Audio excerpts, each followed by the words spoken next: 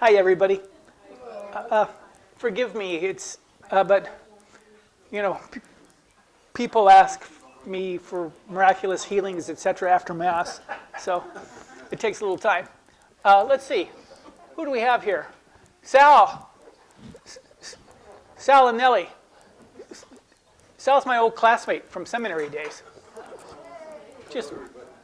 And Nellie is his saintly wife. So everybody,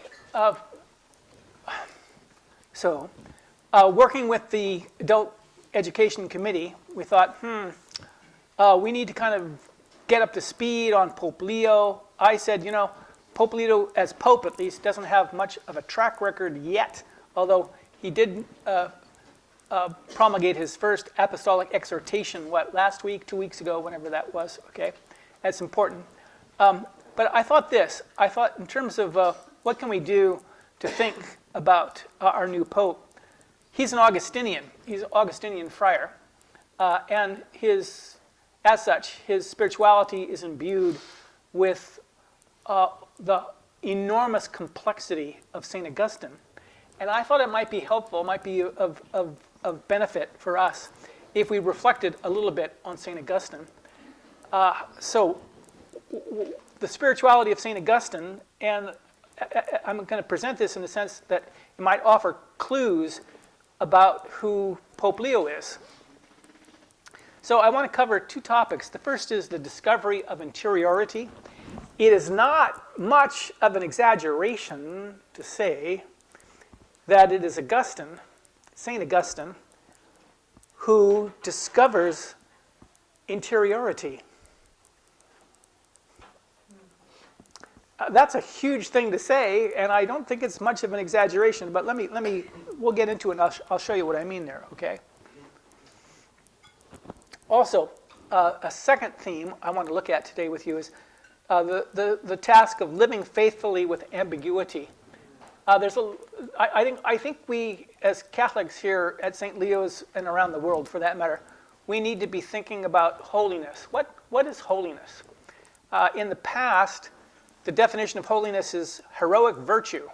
So that means that if you're a community of nuns or priests, that you want to get your founder canonized, you got to demonstrate heroic virtue. I like to float with you the idea of that holiness constitutes a matter of living faithfully with ambiguity. I hope we can all agree that there's a lot of ambiguity in the world. How do we live faithfully with that, okay? And this, I think, St. Augustine has a lot to teach us in this regard. So these two themes, the discovery of interiority and the idea of living faithfully with ambiguity as a sign of holiness. So here we are back on that balcony, if you heard my homily today at the 9:30 Mass, okay? And he said, as he gave his Urbi et Orbi, the blessing, the formal blessing to the city and to the world, that he's the son of St. Augustine. Well, I perked up my ears because I have to say I'm not an Augustinian priest, but am I a son of St. Augustine? Yeah, I think I am. I'm more a son of St. Augustine than I am of St. Thomas Aquinas, and I mean no disrespect to the Dominicans, believe me. Okay, so for today, I want to give you a little bit about Augustine's life. Then I want to share with you some ideas about his most famous work, which is Confessions. It is, I read it in college at just astounding, okay? And I taught it, then years later I taught it for many years to university students. It is an astounding text. And if I can at least today whet your appetite just a little bit, then I'll be very pleased. And then the third part here that I want to do is talk about the Donatist controversy. It's a controversy that split the church in North Africa. And Augustine, as a bishop, was in the midst of it all. And I think the Donatist controversy, frankly, is still with us. So stay tuned, folks, okay? So let's do this. Just elements of the life of Augustine. You can see he was born in 354 in a town called Tagaste to Monica and Patricius. We don't know too much about Patricius. He says very little about his father in his autobiography, in Confessions, and a lot about his mother, which has given Freudian psychoanalysts all kinds of. So then he goes off to study in Carthage. Eventually, he gets a job in Rome as a speechwriter, as he says in Confessions, telling lies to make the emperor look good. Politics hasn't changed much. That hasn't changed. Okay. Mike, I have to tell you, when I would do Confessions with college students, I'd say, do you guys like Augustine? They say, yeah, he's a college student. Jeez, he lived, 16 centuries ago, and he's just astounding how, he's this screwed up college student. Okay, all right. Then eventually to Milan, because in 384, by this time the government of the Roman Empire was not in Rome any longer, it was in Milan. Again, there he meets this bishop called Ambrose, and more about that later. He's introduced to Platonic philosophy. I'm not going to get into a lot of that, but just know that it's this philosophical way of thinking that was the bridge that connected Augustine to Christianity. Okay, very important. Okay, then he was baptized by Ambrose. He was at age 33. Then eventually, 395, ordained a bishop in Hippo-Regius. He dies in the year 430 in Hippo, while his city was under siege by the Vandals, which also kind of connects him to us, because I think we're under siege by the Vandals as well. Okay. Here's a little map. Okay, so can you see there in Africa, Tagaste? Do I need to point to it? It's right there. Okay, he's born in Tagaste, and then he goes to Carthage, gets a little bit of education. Remarkably, he becomes a rhetor, a rhet. Okay, so, Sal's smiling. Okay. We never became rhets, did we? Okay. Skilled in the art of rhetoric, and thus gets a job as a speechwriter. Goes to Rome, eventually goes to Milan. In Milan, he converts to Christianity, and then comes back to Tagaste for a few years, but then eventually becomes the bishop in Hippo. You see where Hippo is. Okay. This is Tagaste.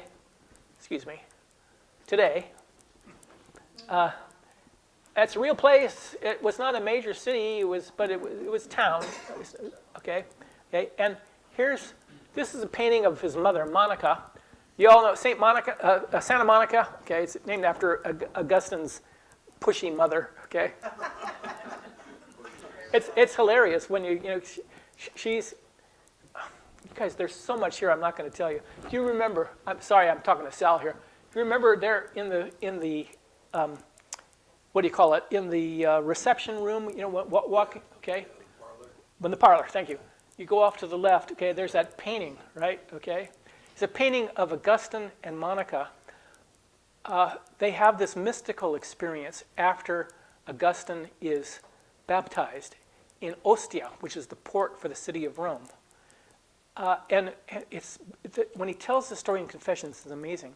Augustine is this heady intellectual, and his mother is this wild and woolly Berber Catholic from down in Africa, and the two find this spiritual intimacy in this mystical moment. It's a brilliant story. Okay, so that's probably a pretty good idea what Monica looked like. If you go to the Cathedral of the Archdiocese of Los Angeles and look up there the Tapestry of the Saints. Someday I'd love to do a presentation of the art of the cathedral. It's an amazing place. Okay, look there, right there in the middle. See the young woman in the middle? That's Monica. Everybody. So when you think of Julius Caesar, okay, it's kind of like looking vaguely like Marcello Mastroianni or whatever. Okay. Augustine was not a Roman in that sense. Okay, he's a Berber. If you want to know what Augustine looked like, Try this out there, okay? Not the guy on the left, okay? He's Polish. It's the guy he's talking to, okay? Augustine, we know, as a bishop, when he became a bishop, he said, all right, I'll become a bishop, but you've got to build me a monastery as well.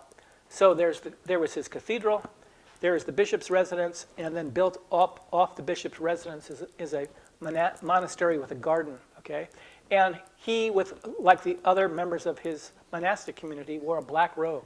So this guy he's talking to, look at he's a little swarthy there too, wearing a black robe. That's probably a pretty good guess of what Augustine looked like. And by the way, do you know who this guy is? Yeah. It's Pope Leo.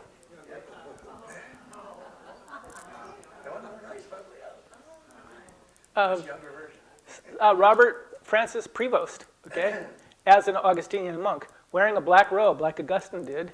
And I told you before, Leo is he's got a lot of complex ancestry, but he's part Creole, which is to say from down in Louisiana. So there's African and indigenous and Spanish influence there. Okay, that's probably a good idea. What I should send this to the Pope. Say here, this is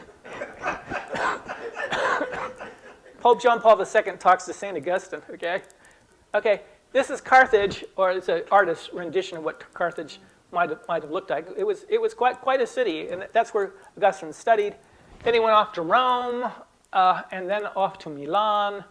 There in Milan, as I told you, he met the bishop of Milan, a formidable fellow, Ambrosianus, Saint Ambrose. He is astounded, Augustine is.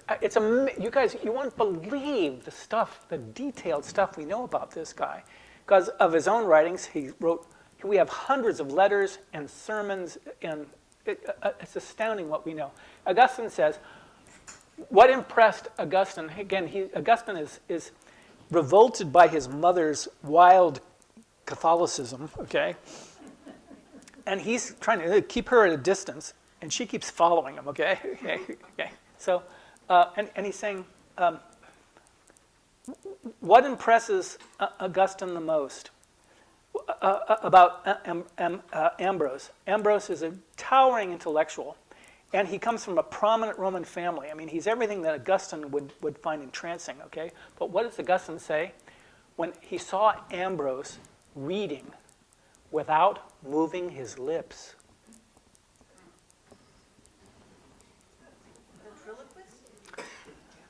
In Augustine's day, you read out loud.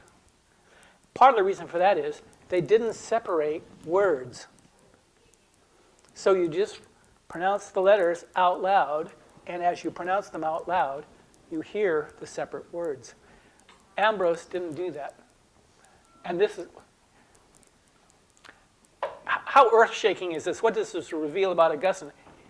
This really happened to a real human being 16 centuries ago, and how is it that we know about this? Anyway, Ambrose is a really impressive guy in a way that's really different from Augustine. Augustine's impressive too, but in a different way.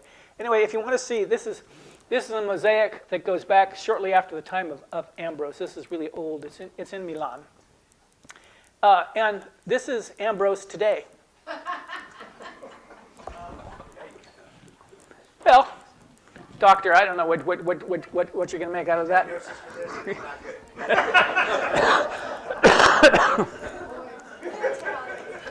You guys, I have a really cool anecdote I want to tell you about. Can I just do this real fast? So Ambrose, the mother of the emperor, was a heretic. Let's put it that way. Okay. So factions in the church. Okay. So she wants to take over a church, and Ambrose says, "No, ain't gonna happen. Ain't gonna happen." So there's she sends her troops from up in Gaul. They come and there's a confrontation. Ambrose gathers with the Christian community in his basilica, including Monica. Monica is in the church with Ambrose. Okay. Then all of a sudden Ambrose says, "You know what? I feel the presence of saints." So they dig a hole, and they find the bones of two martyrs, Gelasius and another one, I can't think, okay? So, and this breaks the whole thing. They're like, nobody's going to mess with these sacred bones, okay? Ambrose really pulled one off on the emperor and his mother, okay? Okay, so this is Ambrose. On either side of this skeleton are these two saints, these two martyrs, to this day in Milan, okay? Just saying, okay? All right, real quickly, okay? This is Hipporegius, okay? Hippo is what normally we would call it. On the what is this? The left side, this is the forum, and on the right side is what the ruins of Augustine's cathedral, a basilica. Okay, you guys, I got to move on here. Okay, much writing. He wrote a lot. He wrote a book called De Trinitate, which, as you can guess, is on the Holy Trinity. I've read it. I remember when I was a student in Berkeley when I read it. Book 15 of De Trinitate is profound, just profound. And we're not going to look at it.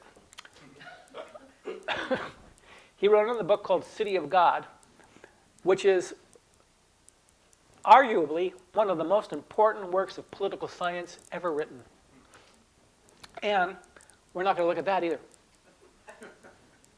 But maybe we'll go back at it, because in terms of an understanding of American politics and the role of the church, the Catholic Church in the United States of America right now and other parts of the world, City of God, I think, has a lot to say to us. Okay? He wrote many, many sermons and many letters, so, which is part of the reason why we know intimate details about this man and his friendships. Okay? He wrote a book called the Retractions, okay? Which is to say, later in life, he said, yeah, I really screwed up on this and that and the other thing, okay? Yeah, and I changed my mind about this, that, and the other thing. His retractions, that's great reading too, okay? So, we're going to focus today on the discovery of interiority. And I repeat, I don't think it's an exaggeration to say that Augustine is the one who discovered human interiority. It's not like he woke up on a Tuesday morning and said, oh, I think I'll discover interiority today. But read, my father kept a copy of the Iliad, Lattimore's translation of the Iliad. And I love the Iliad. My dad loved it too, okay? But the characters are, if you will, caricatures. They're not fully developed.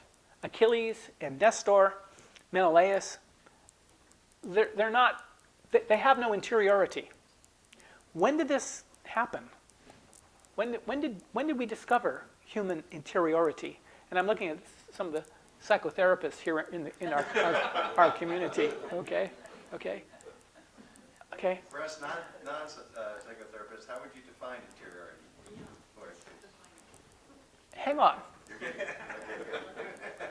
Hang on. Okay, because I'm going to show by citing Confessions what Augustine discovered. Okay, so Confessions is the story of his life, sort of. He wrote it in 397. He was already a bishop for 10 years, and it's tempting to speculate, was he having a little midlife crisis? Did he decide he needed to take stock? St. Teresa of Avila, in the year 1500, a little later, 1530 or so, says, there's no such thing as too much self-understanding. And I think Augustine, that's the legacy of Augustine. Augustine said, there's no stuff, screwed up and pagan and lost and whatnot. Then you have this dramatic conversion experience and you're baptized, and now, boom, everything's different, and now we're living happily ever after. And Confessions is not that kind of story. Not at all, okay? So what I want to suggest is that we think of it as a spiritual autobiography. I taught a course in college called Spiritual Autobiography. We read Dorothy Day. God, we should do that, okay? We read Malcolm X. Wow. And we read Confessions. How cool is that, okay? Dorothy Day, Malcolm X, and Augustine. Okay, so what I want to say about Confessions is that we should think of it as a spiritual exercise. That is to say, by writing it, Augustine is engaging in what in Greek is called an ascesis. Ascesis means a spiritual discipline. It's getting in the harness and doing it. Okay, just you just get in the harness and do it. An ascesis. We get the word ascetics from this Greek word. Okay, it's a practice, a spiritual practice, like meditation for a Buddhist, contemplation for in Catholicism. Writing this for Augustine was a spiritual exercise. Okay, so about that, let me say Augustine is telling the story of his life as a means of placing himself in the presence of God. My wonderful ones, I hear your confessions, and man, do you have wonderful stories to tell. You know, even when your sins aren't that interesting,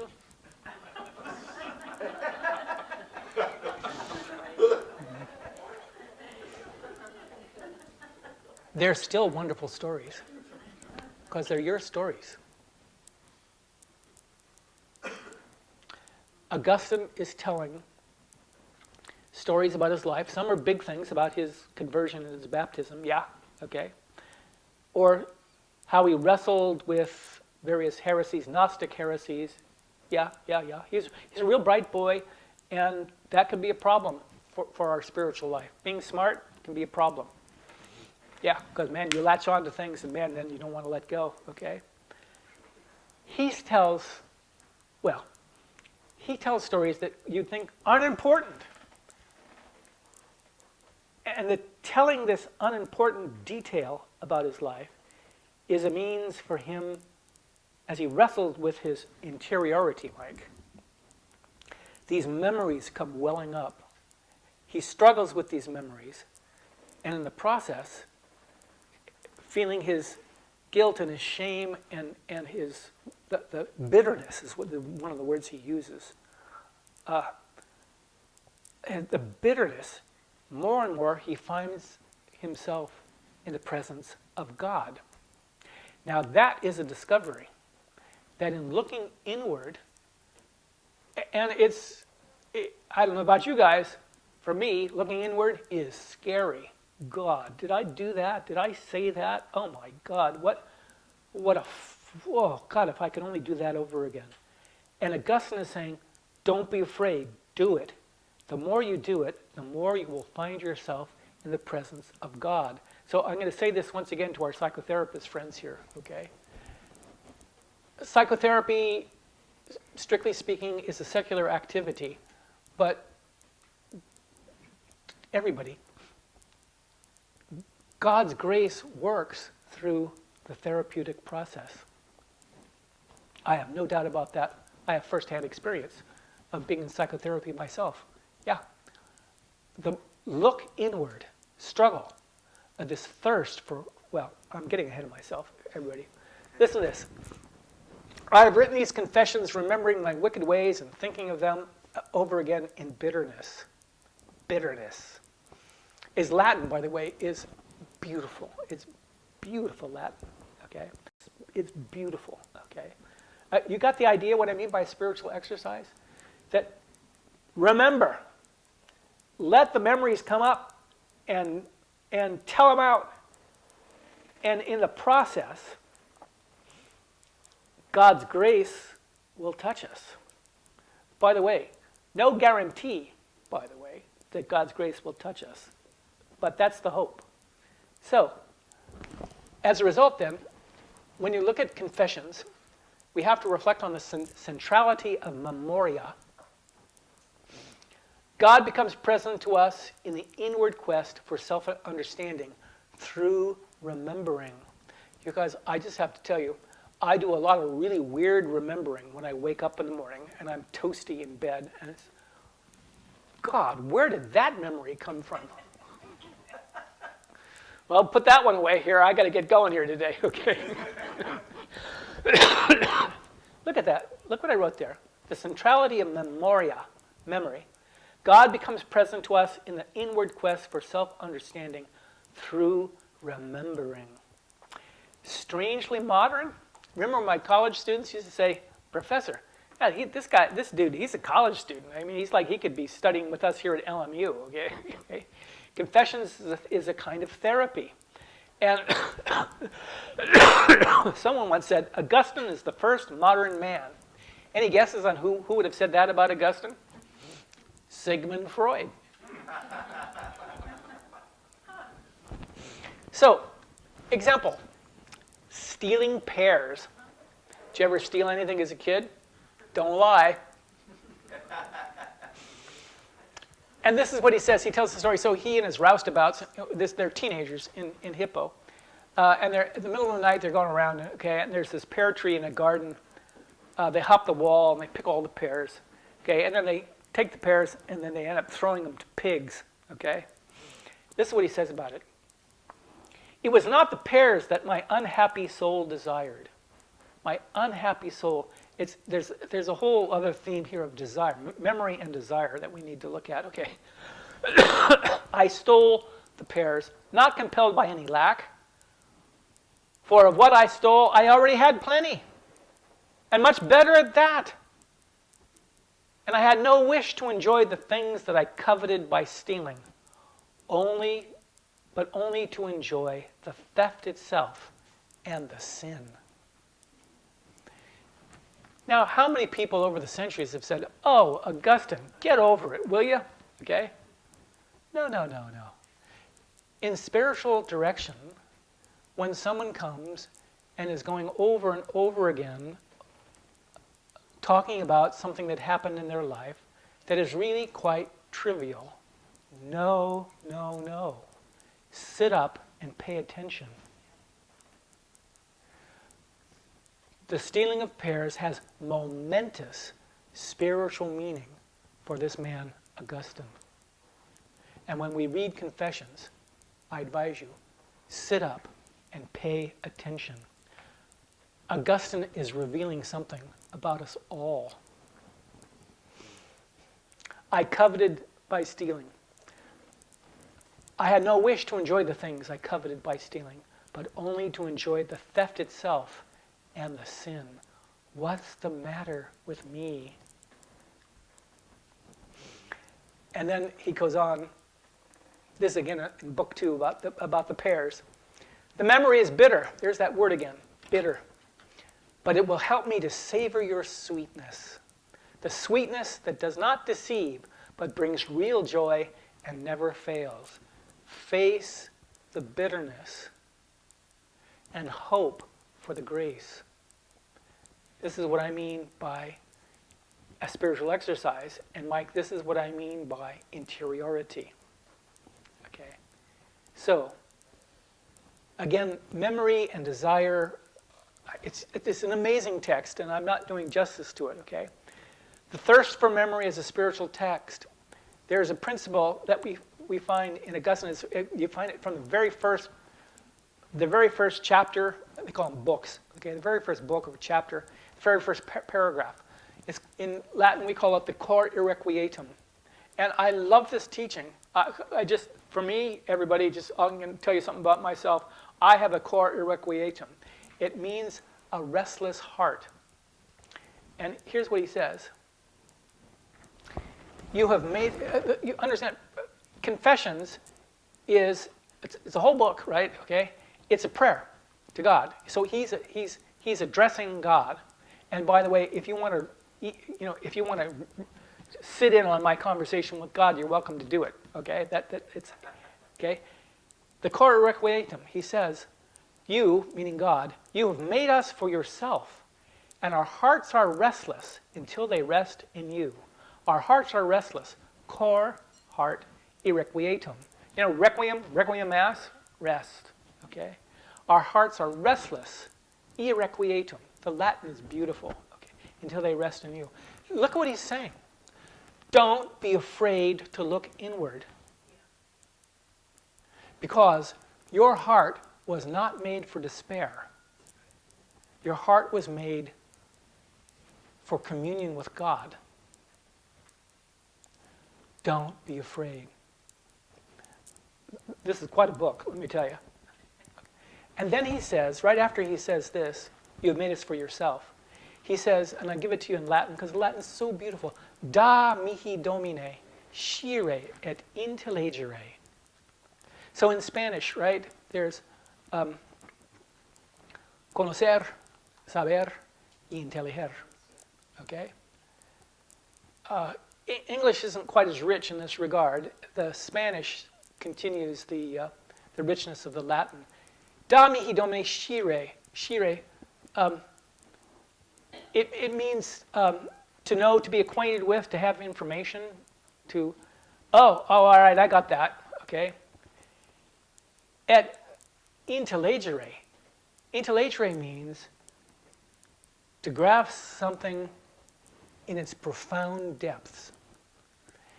The intellect, by looking inward through memory, this thirst for memory is a spiritual quest. The intellect allows us to recognize what's going on, especially to recognize not only the bitterness, but the sweetness of divine grace. There is so much in this one sentence. How many times over the years, I don't do this all the time, but I know I'm going to sit down when I'm going to do confession or I'm going to do pastoral counseling with the person, okay? And I say mentally, I say to myself, for the person, I say this prayer, Da mihi domine scire de intellegere. Oh, that this person might recognize something factual about themselves, about what really happened. But not just scire, intellegere as well. To grasp it in its deepest meaning, which means that the bitterness is always already touched by the sweetness of grace. I just have to say, as someone like myself who hears confessions and does pastoral counseling and does spiritual direction, Augustine is simply invaluable. And everybody, when I'm saying about myself, I think we can also say about Pope Leo. Listen to this. I love this. This is from Book 10. This memory of mine is a great force, a vertiginous mystery, my God. Remember, he's addressing God. Vertiginous, right? You all know vertigo, right? Okay. Vertiginous. A mystery that's so deep that it makes us lose our balance. What an image, everybody. Have you ever, a memory popped up and suddenly you find yourself, wow, I'm on the floor. I lost my balance. A vertigious mystery, my God. A hidden depth of infinite complexity. And this is my soul. This is what I am. What then am I, my God? What is my true nature? A living thing, taking innumerable forms, quite limitless. I think I've said this to you before. I'm in trying to give you a sense of the brilliance of this book. I keep talking about myself as one who hears confessions.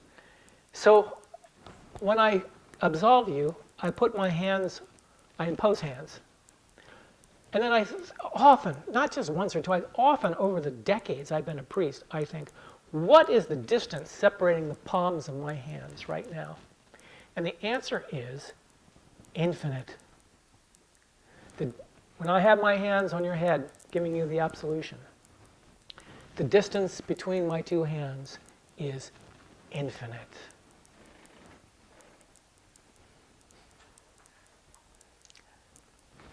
Great is this power of memory. This is this notion of the well, Mike, interiority, the well of the soul. Great is this power of memory, excessively great, my God, a vast and infinite interior space, interiority. Who has plumbed into its depths? Yet this is a power of my mind. Everyone, what he's saying is your ability to memory, the fact that the well of memory has no bottom. That is empowering. This is not something that we should flee in woe. Do not be afraid. It's a power, the ability to remember is a power that God has given us for our benefit. Yet it is a power of my mind and pertains to my nature, so that I myself do not grasp all that I am. And finally, O Lord, you are deeper than my innermost being.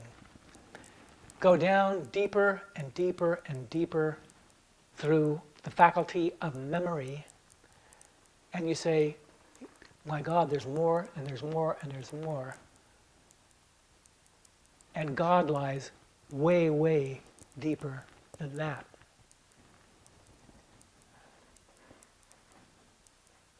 So, God finds us in our interiority. It's God that does the finding. We delve down into the interiority, but it's God that does the finding.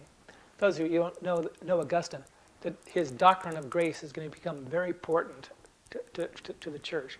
God is the one that does the finding, not us. So, everybody, that's just a taste of Confessions. Oh, one day in Milan, he comes across a drunk, and this may be the origin of a famous quip by Winston Churchill. He realizes the drunk is miserable and I'm miserable, but the drunk's going to be sober in the morning, and I'm still going to be miserable. Oh, it's a fabulous book, and the death of his friend. Oh God, the way he tells, ooh, what a story that is. But you guys, look what time it is. I got to push on here. What time? That's not the right time, is it? Yeah. All right, you guys, I got to move on. Part 2. This is full of miracles and visions and wild and woolly, I have to say. Okay.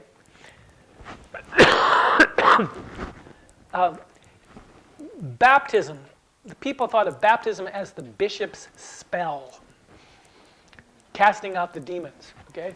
And I have to say, sometimes I get it when I do a baptism there. I'm blowing on ears and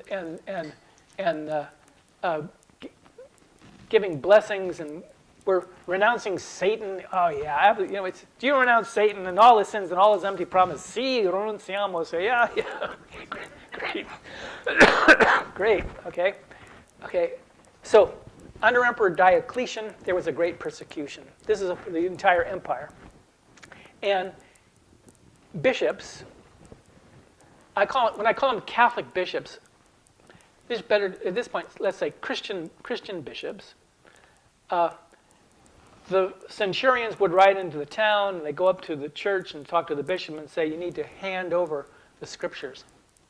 And then they would bring them out into the plaza outside, and they'd burn the Bible. Basically, is what they were doing. Okay, this is under Diocletian. Okay, so famously in Carthage, the bishop in Carthage, Cyprian, refused to do this. By the way, what's the date here? Date for Cyprian is like 250, something like that, maybe 270, around there. I'll look it up. Look it up. Okay. Cyprian did not do it.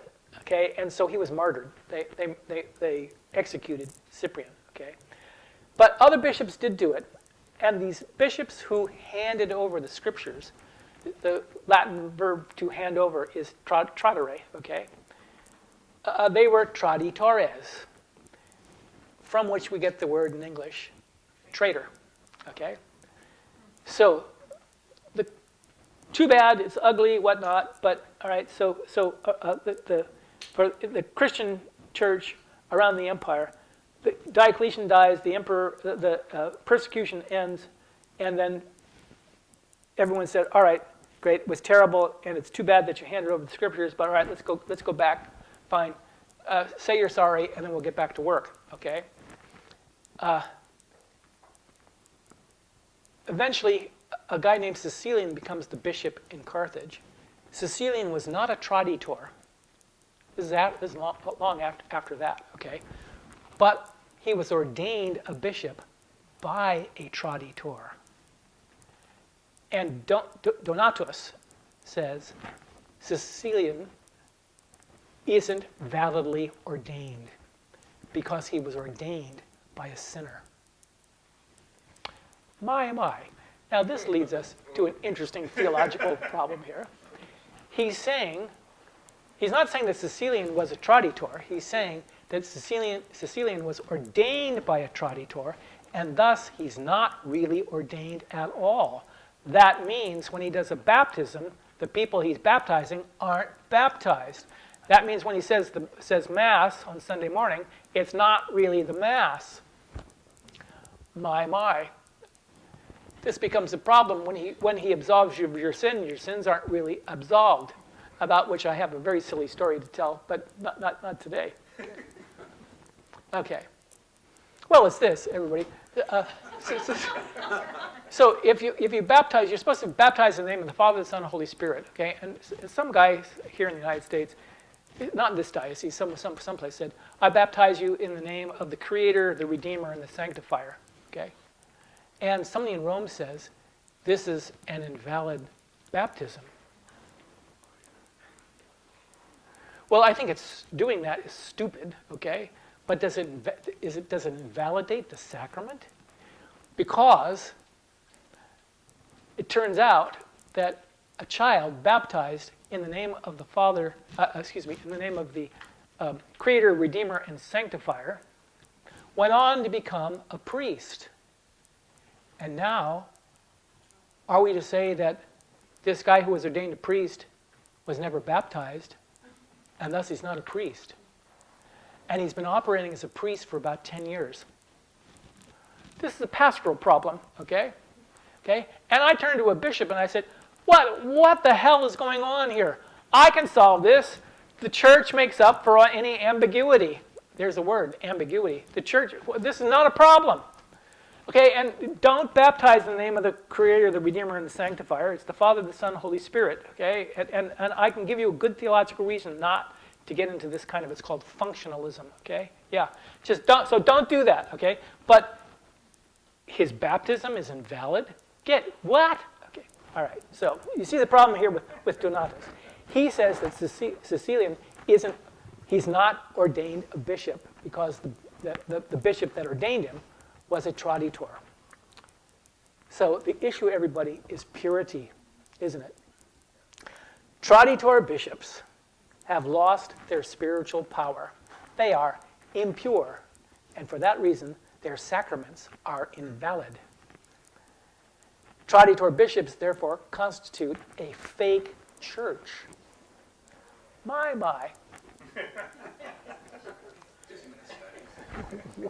Just hang on, okay? So the Catholics, now here I'm using the word Catholics. Catholics, you remember what I said at Mass today. Catholics are the wider church, okay? This is a controversy going on in North Africa, in Carthage, that holiness should be thought of as living faithfully with ambiguity. Yeah. I'm not okay completely, but through the grace of the Holy Spirit, I'm coming along. How about you? Living faithfully with ambiguity. I'm thinking fondly and gratefully of LGBTQ Catholics. Yeah, there's the whole, there's a tradition of moral teaching, and then there is a pastoral reality. And as a theologian, I like kind of getting things neatly and in order, but I'm not a fool. Life is ambiguous. And the life of the church is ambiguous. And how are we going to live faithfully with this ambiguity? So, Pope Leo and his Augustinian spirituality. This is my last slide, okay? We looked at confessions, and the encounter with God in human interiority. And I hope I've made myself clear. That's one theme, a huge theme, that I think, pay attention to Pope Leo, because he's thinking the same stuff here. He's a son of Augustine. And secondly, living well with ambiguity. We're going to need to, this is hard, and maybe that we need to remind His Holiness about what Augustine had to teach us about this. I don't envy anyone being the Bishop of Rome because you've got to call balls and strikes sometime, okay? But I think this is part of Augustine, and therefore I hope it's part of Leo.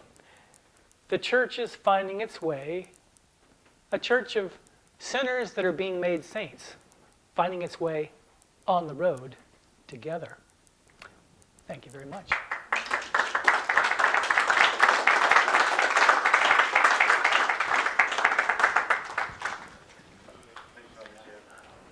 Gnostic direction, okay?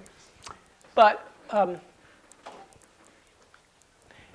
did Augustine have some higher consciousness?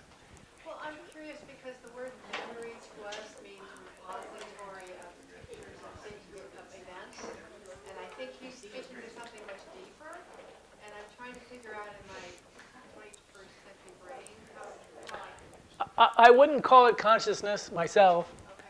but because that kind of like there's permanent state, like he's achieved a stage or something. Yeah, no, I don't mean that. I don't like that at all. Okay, and I tell that to my Buddhist friends too. Wasn't memory in the Greek tradition the mother of the not the virtues, but all of the muses?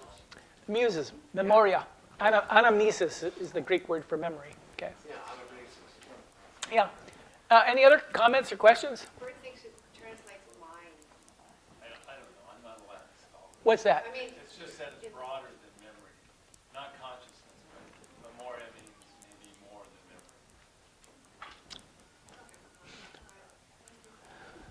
memory. What is the human state? We are a well of memory. And don't be afraid to look inside the well. So, everyone, are people holy? Or are they holy?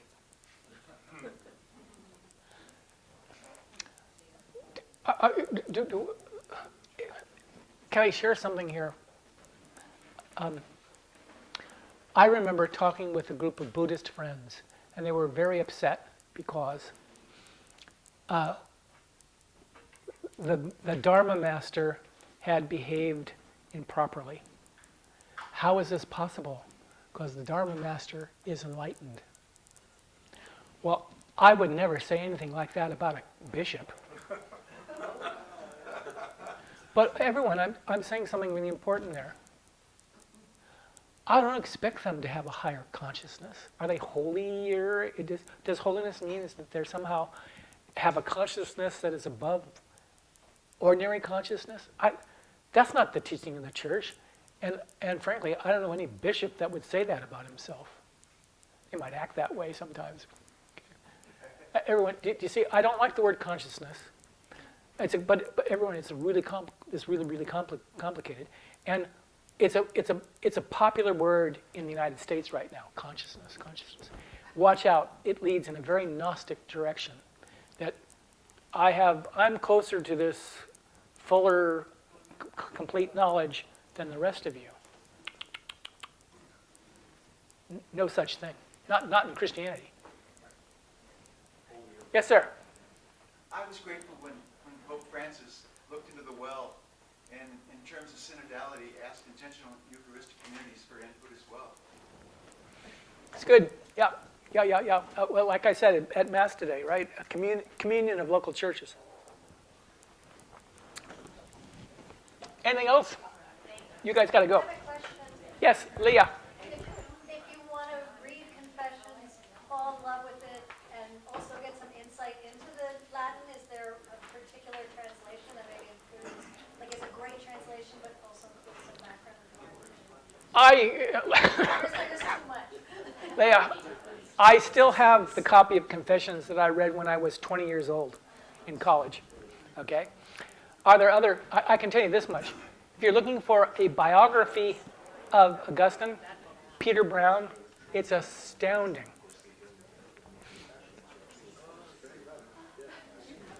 Okay, everybody.